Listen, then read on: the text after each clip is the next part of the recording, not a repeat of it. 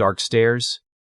Put on a headlamp before anyone moves. Then, set a battery lantern in the main room, and keep a flashlight by the exit. Those 3 lights solve different jobs. 1 keeps your hands free. 1 lights a shared space. 1 points light exactly where you need it. The mistake is buying 1 bright light and assuming the whole home is covered.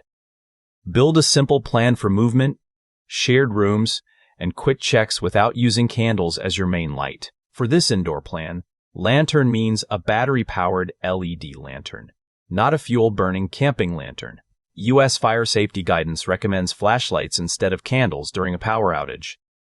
Fuel-burning camping equipment can create carbon monoxide risk in enclosed spaces. Keep this plan battery-powered. This plan does not guarantee safety. Adjust it to your home and family. Start with the headlamp. A headlamp makes the most sense when both hands matter. Walking on stairs, carrying a child, checking on a pet, opening a cabinet, or moving a box out of the way. Do not bury it inside a large emergency tote. Put it where the first person can reach it without crossing a dark room. A bedside drawer or wall hook can work. Choose simple controls. 5 confusing modes are not automatically better than 1 button you know.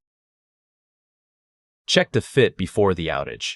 A headlamp is not a whole room light. It moves with your head and can shine into another person's eyes. It needs a second layer. That second layer is a battery-powered lantern. Use it as a base light in the room where people gather.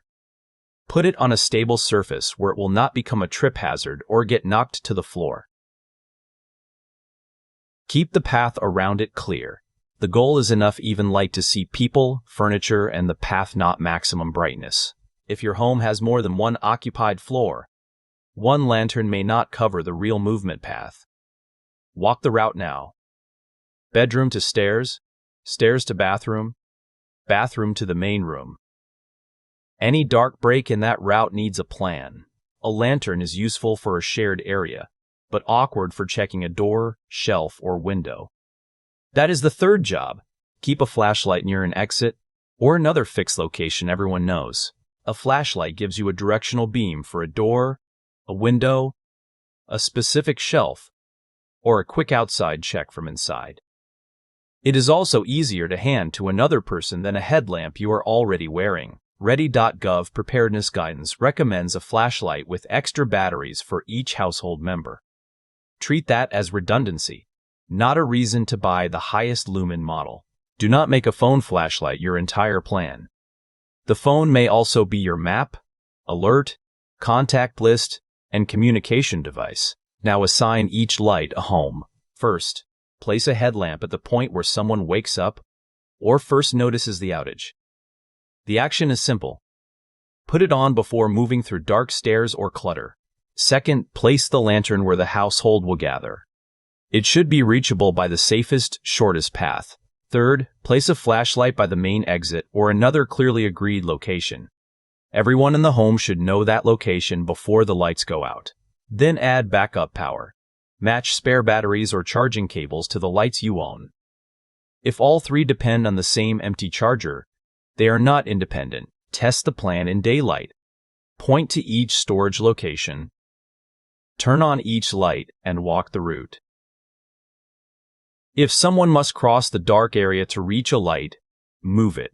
Before you buy, check 5 things: the job, controls, power source, setting you will use, and storage location.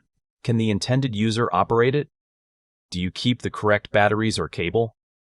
A product's longest advertised runtime may depend on a lower setting, so check the manufacturer's instructions. You may not need 3 expensive products. For many homes, a simple headlamp, a stable battery lantern, and a basic flashlight create useful layers. Add more only when your rooms, stairs, or household size give them a clear job. Build a plan before you buy more lights: headlamp for moving, lantern for gathering, flashlight for checking. Use battery-powered lighting indoors. Keep spare power matched to the devices. and store every light where it can be reached before anyone crosses the dark.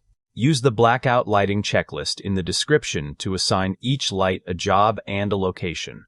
Then watch the next family power outage planning video for the supplies that matter after the lights are handled.